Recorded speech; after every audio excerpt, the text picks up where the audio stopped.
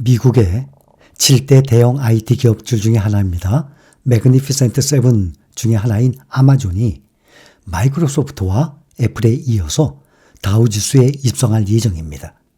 참고로 다우지수는 30개 종목으로 이 30개 종목들이 모두 S&P 500 지수 내에 100% 포함되어 있습니다. 그 중에서 대표적인 종목들만 30종목을 뽑은 것입니다. 이것은 미국 증시에서 우량주로 인정을 받았다는 의미이고 다른 매그니피센트 세븐 주식들도 지수에 들어갈 가능성이 점점 높아지고 있습니다. 미국 상장사 가운데서 단 30개 종목만 들어갈 수 있는 명실상부한 주식시장 명예의 전당에 발을 들이는 것입니다. 월스트리트 저널에 따르면 다우지수를 산출하는 미국 금융기업 스탠다드 앤 푸어스, 약자로 S&P 글로벌은 오는 2월 26일이니까 오늘 밤부터입니다. 우리 시간으로 다우지수에서 미국의 최대 약국 체인인 월그린스푸드 얼라이언스를 제외한다고 밝혔습니다.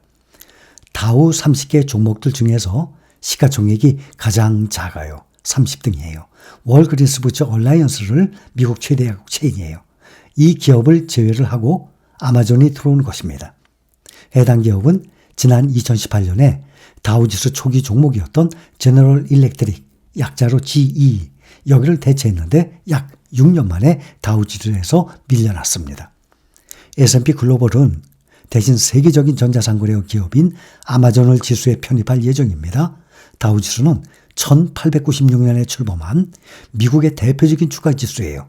현재 미국 뉴욕 증권거래소와 나스닥 시장에서 주요 업종을 대표하는 우량주 30개 종목으로 구성되어 있습니다.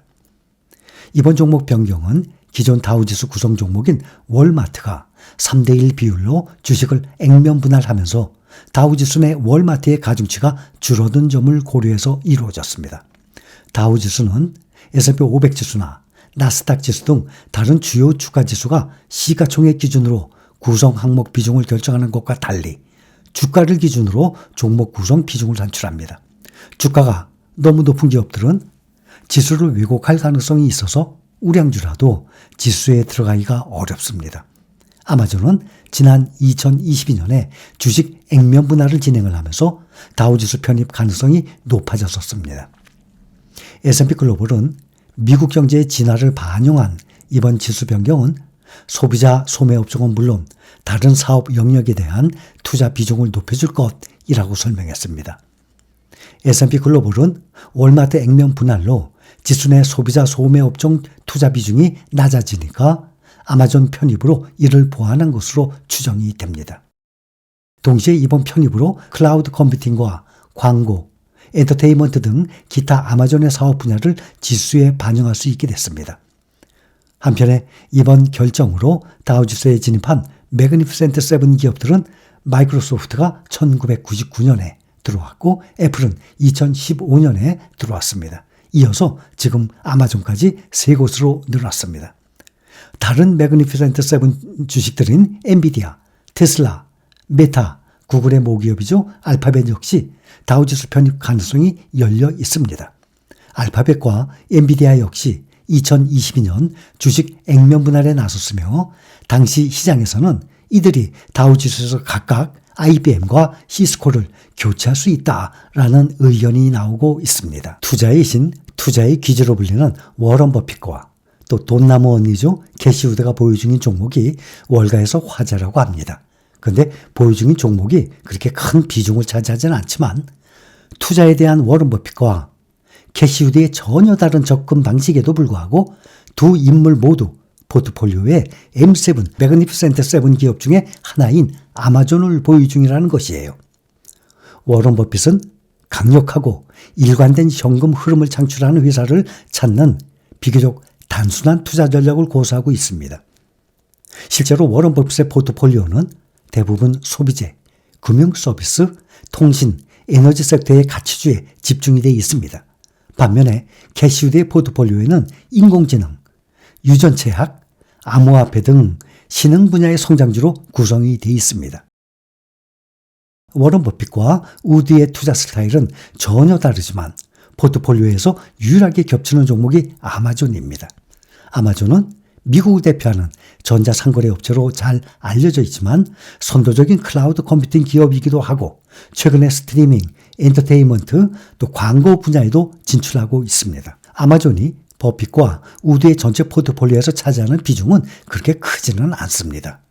아마존은 워런 버핏의 포트폴리오에서 약 0.44%, 캐시 우드의 포트폴리오에서는 더 낮은 0.06%만 차지하고 있습니다. 다만 포트폴리오 비중은 낮더라도 기술주에 인색한 워런 버핏이 투자할 정도면 주목할 가치가 있다라고 월가에서는 평가하고 있는 것입니다. 아마존에 대한 월가의 투자 의견도 현재 호의적입니다. 아마존을 평가하고 있는 글로벌 투자은행 가운데 매수 의견은 50곳, 비중 확대는 7곳, 보유는 2곳입니다. 포트폴리오에서 비중을 낮추거나 정리해야 한다는 의견이 전혀 없는 것이에요. 또한 투자은행 가운데 에버코어는 아마존의 목표가를 $220로 제시하고 있습니다. 아마존의 현재 주가가 $175 대비 약 26% 높은 수준입니다. AI 열풍에 힘입어서 지난해만 70% 이상 급등을 했지만 아직도 주가 상승 여지가 남아있다라고 보고 있는 것입니다. 그런데 한편에서는 매그니피센트 세븐 이 용어 창시자로 알려진 월가의 베테랑 마이크 오르크 존스 트레이딩 수석 전략가가 주식 투자자들을 경고하고 나선 문제가 있습니다. 오르크는 미국 증시에 대한 M7의 영향력이 상당히 약화됐다고 평가하면서 M7 시대는 사실상 끝났다라고 강조까지 했습니다. 마이크 오르크 전략가는 지난해 4월 미국 증시를 대표하는 7개 빅테크 기업이죠. 애플, 마이크로소프트, 알파벳, 아마존, 메타, 엔비디아, 테슬라를 두고 매그니피센트 세븐, M7이라고 칭한 바가 있습니다. 실제로 지난해와 올해 미국 증시 상승 랠리는 대부분 매그니피센트 세븐 기업들이 주도를 한 것으로 잘 알려지고 있습니다. 오르크는 주시장에 대한 M7의 지배력이 끝나가고 있다면서 향후 M7 그룹 안에서 기업별로 주가 희비가 극명하게 갈릴 것이라고 설명했습니다. 그는 M7 시대의 명복을 빕니다 라는 보고서를 통해서 M7 기업들의 분절화 현상을 지적하면서 M7 기업들이 더 이상 같은 방향으로 움직이지 않을 것이라고 진단했습니다. 특히 올해 들어서 64% 폭등 중인 엔비디아와는 다르게 테슬라가 가장 많이 떨어졌어요. 23% 하락 중이고 애플은 2% 하락한 점을 꼽았습니다. 오르크는 M7 기업들이 시장에서 차지하고 있는 비중이 크지만 영향력은 앞으로 갈수록 약화가 될 것이라면서 예전처럼 증시 전체를 견인하기는 어려울 것이라고 밝혔습니다. 이를 두고 월가에서는 기술주 분석 대가로 알려진 데나이스 사토리 펀드 설립자도 지난주 CNBC와의 인터뷰에서 M7 기업에서 애플과 테슬라, 알파벳을 제외한 뒤 판타스틱 4라고 부르는 게 맞다라고 전한 바가 있습니다. 그렇지 않아도 이 세 종목이 올해 들어서는 별로 네 종목에 비해서 지금 주가 상승 못하고 있는 상황이에요.